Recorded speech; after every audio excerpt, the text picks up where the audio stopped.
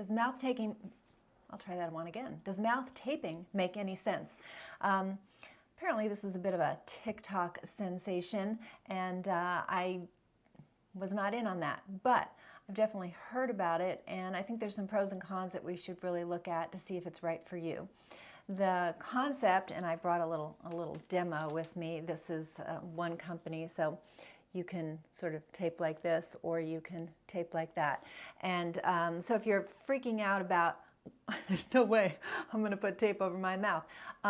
Appreciate the fact that if you're going this way, there's tape across your upper lip and below, and the center section is just, you know, right in the middle of your mouth. So you can, and this is stretchy, so you can actually open your mouth a little bit if you want to. So this is not literally like duct tape across your mouth in any way, shape, or form.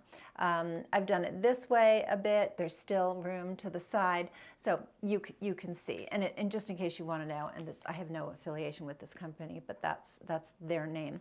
So let's look at the pros and cons. So when you're sleeping with your mouth open, what happens is you can snore, you can get dry mouth, and the biggest thing, the reason I got onto this is that with the mouth open, you're not swallowing your saliva, which is a big deal, and we're going to go over that in a second, and you're proliferating bad bacteria. So there's bad bacteria that will just grow if your mouth is open, dried out, and you're not allowing the good bacteria to proliferate. So you're getting that imbalance, which is dangerous.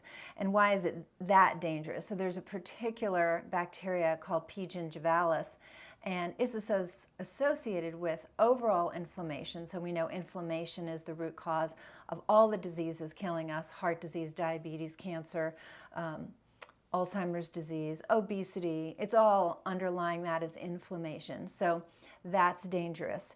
In addition to overall inflammation, it's associated with respiratory disease. Again, breathing through your mouth is associated with gingivitis. And something you might not know about gingivitis, we've certainly known about its association. So gingivitis is inflammation of the gums. So if you go to your dentist, they'll tell you if you have it. So we've known that a gingivitis is associated with heart disease. So heart disease is our #1 killer. So obviously that should get our attention. And why is that? When the gums are receding or they're inflamed, they're allowing bacteria into your bloodstream. That's how it's happening. But this P. gingivalis is also associated with cognitive decline and Alzheimer's. So all of a sudden what's happening in this mouth is becoming very, very important. So what happens when you're breathing through your nose is that your blood pressure goes down, your anxiety goes down. It's protecting your oral microbiome. So you might have heard me talk about your microbiome a lot because so much has to do with gut health. So your gut microbiome is in your large intestine. It's considered, you know, about 38 trillion organisms. I wasn't really appreciating the fact that the oral microbiome is just second in size to the gut microbiome. So it's that critical. And so my early work into understanding the oral microbiome, they were talking about, well, the importance of swallowing your saliva. And I was thinking, like, what else are you going to do with your saliva other than swallow it, right? Nobody's spitting their saliva out all day. But we sleep, or we should sleep, about a third of our lives, which is 8 hours, sometimes 8 to 9 hours. And if you are not breathing through your nose that whole time and you have your mouth open, guess what's happening? You're not swallowing your saliva, it's just drying out in your mouth. And then that is associated with a whole host of these problems. When I was thinking about the association with lowered anxiety with breathing through your nose versus your mouth, all the breathing exercises we teach people are a deep breath in through the nose, and you hold, and then just the air is coming out through the mouth. And that's how you shift from the sympathetic fight or flight into the parasympathetic relax. And that's the part of your nervous system that, of course, you want to be in the sleep, so you can sleep, but it's not just for rest, but it's relax and digest. So that's the part of the nervous system you want engaged in when you are trying to have a nice relaxed meal. So This came full circle for me when I was studying nitric oxide.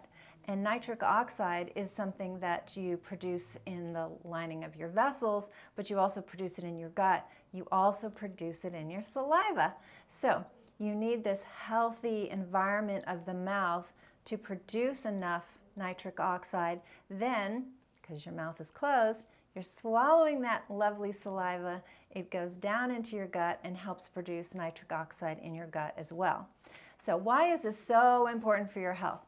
Because with lowered nitric oxide, especially kicks in when you're over 40, because our levels of nitric oxide drop by 50% by age 40, and then down they go after that.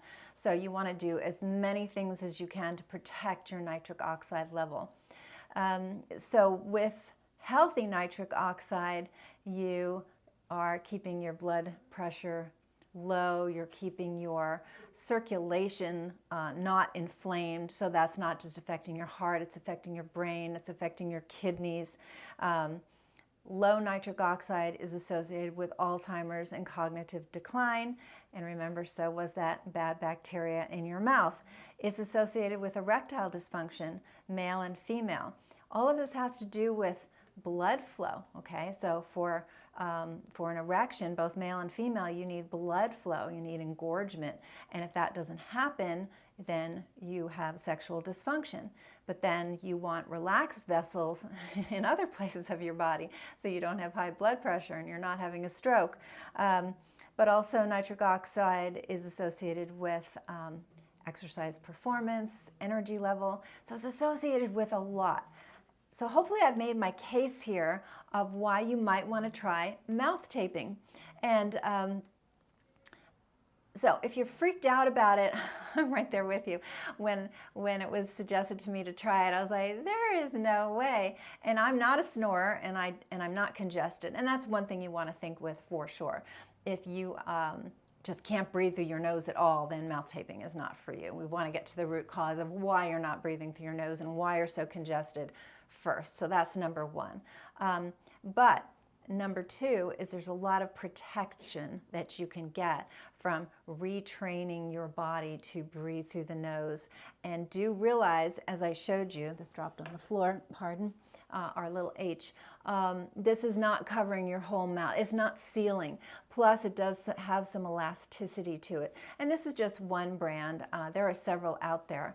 But I've seen some that are just more covering your entire mouth, which I think might be a little bit much. So you can try it. It's not like on there with, duct tape. It's very easy to peel off. I'm actually a little adhesive sensitive, and I've been using this now for about 3 weeks with zero problem.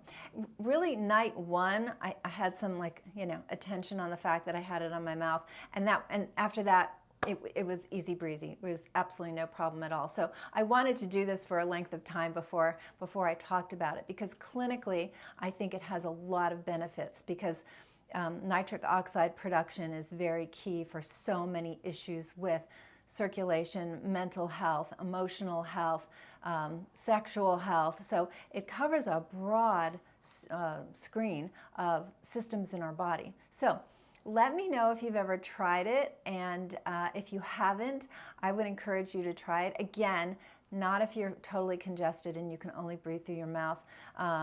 That won't be good for you. But otherwise, give it a try. Let me know what you think. This company, Vital Oxygen, yeah, so that's the one I got. I think there are several others, but again, it's elastic, etc. So give it a try, and if you're, let me know your thoughts. There's going to be a lot more that I want to talk about with nitric oxide, including finally a supplement that can augment our levels of nitric oxide, and that's very exciting. So I'll be talking about that soon. If you enjoy the content, please subscribe, give the channel a thumbs up so more people can see what we're doing. We're all about getting to the underlying root cause through what we call root cause medicine, which has its foundation in functional medicine. And we have a team of doctors working together. We've been in practice for 40 years, and I love to share health information. I'll see you on Monday. It's Friday, so happy weekend.